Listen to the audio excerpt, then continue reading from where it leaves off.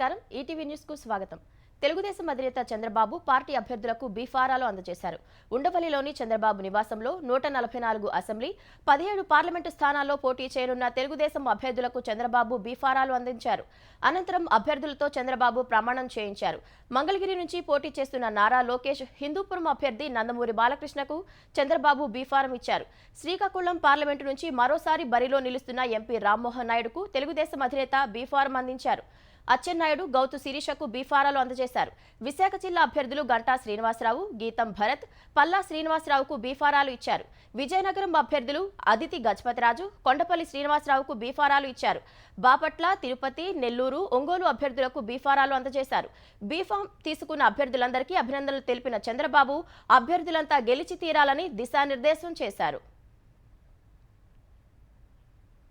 Telugu Desam party 5 assembly స్థానాల్లో అభ్యర్థులను మార్చింది. ఉండి స్థానంపై నెలకొన్న ఉత్కంఠకు తెరదించుతూ రఘురామకృష్ణరాజుకు చంద్రబాబు బీఫారంను అందించారు. సిట్టింగ్ ఎమ్మెల్యే మత్తెన రామరాజును నరసాపురం పార్లమెంటు తెలుగుదేశం అధ్యక్షునిగా నియమించారు. పార్టీ పొలిట్ బ్యూరో సభ్యురాలుగా తోట సీతారామలక్ష్మిని నియమించారు. ఉమ్మడి పశ్చిమ గోదావరి జిల్లా సమన్వయకర్తగా కూడా ఆమె వ్యవహరించనున్నారు. పాడేరు స్థానంలో అభ్యర్థిని మార్చి గిడ్డి ఈశ్వరికి బీఫారాన్ని ఇచ్చారు. మాడుగుల టికెట్ను బండారు సత్యనారాయణమూర్తికి కేటాయించి బీఫారం అందజేశారు. మడకశీర బీఫారాన్ని ఎంఎస్ రాజుకు చంద్రబాబు ఇచ్చారు. వెంకటగిరి అసెంబ్లీ అభ్యర్థిగా ముందుగా ప్రకటించిన లక్ష్మీ సాయిప్రియ బదులు ఆమె తండ్రి కురుగొండ్ల రామకృష్ణకు అధిష్టానం బీఫామ్ ఇచ్చింది. చివరి అవకాశం కల్పించాలన్న విన్నపాన్ని చంద్రబాబు అంగీకరించారని రామకృష్ణ తెలిపారు. నాన్న వెన్నంటే ఉంటూ అన్ని కార్యక్రమాల్లోనూ పాల్గొంటానని లక్ష్మీప్రియ స్పష్టం చేశారు. దెందులూరు, తంబళ్లపల్లె అభ్యర్థులకు బీఫారాలు పెండింగ్ లో పెట్టినట్లు తెలుస్తోంది. అనపర్తి వ్యవహారంపై స్పష్టత వచ్చాకే ఆ అభ్యర్థులకు చంద్రబాబు బీఫారాలు ఇవ్వనున్నారు.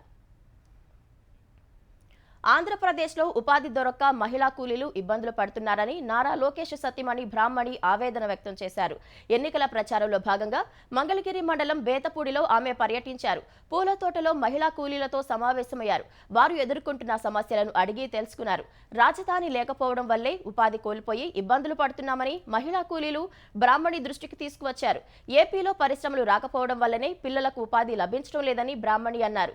ఎన్నికల్లో చంద్రబాబును గెలిపిస్తే అన్ని సమస్యలకు పరిష్కారం లభిస్తుందని బ్రాహ్మణి భరోసా ఇచ్చారు. న్యాయ రాజధాని పేరుతో కర్నూలు ప్రజలను వంచారని ఏపీ పీసీసీ అధ్యక్షురాలు వైఎస్ షర్మిల ఆగ్రహం వ్యక్తం చేశారు. న్యాయయాత్ర పర్యటనలో భాగంగా కర్నూలులో పర్యటించిన ఆమె కర్నూలు స్మార్ట్ సిటీ చేస్తామని చెప్పి కనీసం మంచినీళ్లు కూడా ఇవ్వలేదని దుయ్యబట్టారు. వైకాపా 5 ఏళ్ల పాలనలో ఒక్క ప్రాజెక్టు సైతం పూర్తి చేయలేదని మండిపడ్డారు. గుండ్రేవులో ప్రాజెక్టు పూర్తయి ఉంటే కర్నూలు వాసులకు నీళ్లు వచ్చేవని షర్మిల అన్నారు. వివేక హత్యలో నిందితుడిగా ఉన్న అవినాష్ రెడ్డి నేర చరిత్ర గురించి వైకాపా అధ్యక్షుడు జగన్ ఎన్నికల సంఘానికి ఎందుకు నివేదిక ఇవ్వలేదని సునీత ప్రశ్నించారు. వైఎస్ఆర్ జిల్లా వేంపల్లె, చక్రాయపేట మండలాల్లో సునీత ఎన్నికల ప్రచారం నిర్వహించారు. కాంగ్రెస్ సీనియర్ నేత తులసిరెడ్డితో కలిసి ఇంటింటి ప్రచారం నిర్వహించిన సునీత కడప ఎంపీ అభ్యర్థిగా షర్మిలను గెలిపించాలని అభ్యర్థించారు. నేర చరిత్ర కలిగిన వ్యక్తులు హత్యా నేరంలో పాలుపంచుకున్న వారు ఎన్నికల్లో పోటీ చేస్తే ఆ సమాచారాన్ని ఎన్నికల సంఘానికి నివేదిక ఇవ్వాల్సి ఉంటుందని సునీత గుర్తు చేశారు. వివాక రుణం తీర్చుకునే అవకాశం వచ్చిందన్న సునీత నేర చరిత్ర గలవారు హత్య కేసులో నిందితులకు ఓటు వేయొద్దని ప్రజలకు మరోసారి విజ్ఞప్తి చేశారు. ఎన్నికల కోడ్ ఉల్లంఘిస్తూ శ్రీశైలం మల్లికార్జున స్వామి ఆలయం వద్ద వైకాపా అభ్యర్థి శిల్పా చక్రపాణి రెడ్డి ఎన్నికల ప్రచారంలో పాల్గొన్నారు. ప్రధాన ఆలయం వెనుక వైపున ఉన్న శ్రీగిరి కాలనీ, ఎస్సీ కాలనీలో ప్రచారం నిర్వహించారు. విషయం తెలుసుకున్న పోలీసు, రెవెన్యూ అధికారులు ప్రచారాన్ని అడ్డుకున్నారు. ఆలయ పరిసరాల్లో ఎలాంటి రాజకీయ కార్యకలాపాలు నిర్వహించరాదని తెలియజేశారు. ప్రచారాన్ని కొనసాగిస్తే వాహనం సీజ్ చేస్తామని హెచ్చరించారు. ఎన్నికల ప్రచారానికి అనుమతి ఉందని పోలీసులు అధికారులతో చక్రపాణి రెడ్డి వాగ్వాదానికి దిగారు. కొద్దిసేపు తర్వాత అధికారులు వెనుతిరిగారు.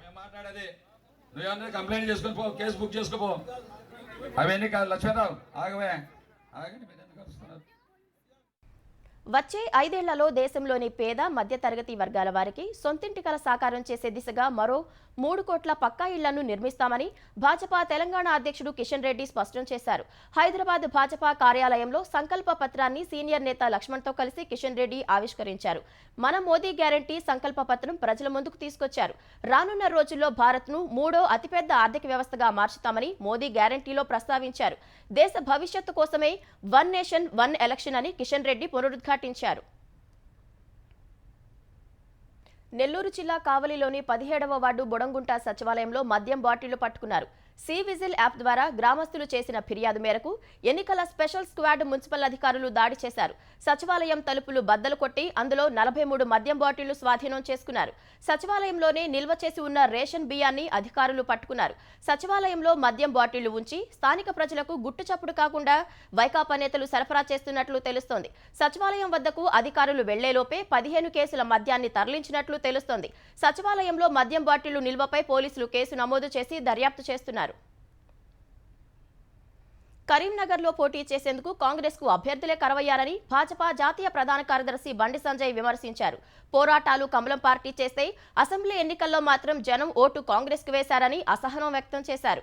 కరీంనగర్ లోక్సభ స్థానానికి 5 ఏళ్లలో 12,000 కోట్లు నిధులు తెచ్చామన్న సంజయ్ గత కేసీఆర్ ప్రభుత్వం మాదిరి కాంగ్రెస్ సర్కారు సైతం రైతులను మోసం చేస్తోందని దుయ్యబట్టారు. అంతకుముందు రాజన్న సిరిసిల్ల జిల్లా తంగళ్లపల్లి మండలం తాడూరులో కాలిపోయిన తాటి చెట్లను సంజయ్ పరిశీలించారు. ప్రమాదానికి గల కారణాలను అడిగి తెలుసుకున్నారు. బాధితులకు పరిహారం అందించాలని సంజయ్ డిమాండ్ చేశారు. ప్రపంచంలోనే భారత్ అత్యంత పురాతన నాగరికత ఉన్న దేశం మాత్రమే కాదని మానవాళికి సురక్షితమైన స్వర్గధామమని ప్రధాని మోదీ తెలిపారు.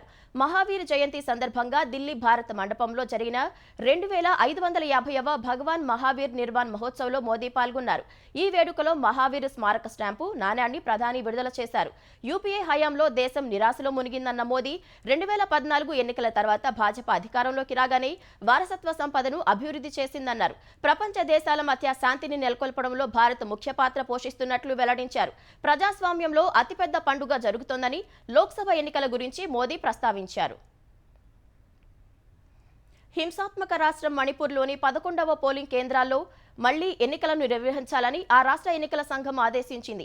ఇన్నర్ మణిపూర్ లోక్సభ స్థానంలోని 11 చోట్ల రీపోలింగ్ ను రేపు నిర్వహించనున్నట్లు తెలిపింది.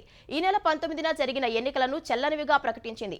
ఆయా పోలింగ్ బూత్ల వద్ద కాల్పులు, బెదిరింపులు, ఈవీఎంల ధ్వంసం, బూత్ క్యాప్చరింగ్ వంటి ఘటనలు చోటు చేసుకున్నట్లు ఆరోపణలు రావడంతో ఈ నిర్ణయం తీసుకున్నట్లు ఎన్నికల సంఘం తెలిపింది. కాంగ్రెస్ మాత్రం ఇన్నర్, ఔటర్ లోక్సభ నియోజకవర్గాల పరిధిలోని 47 పోలింగ్ బూత్ క్యాప్చరింగ్ జరిగిందని, అన్ని చోట్ల రీపోలింగ్ నిర్వహించాలని డిమాండ్ చేసింది.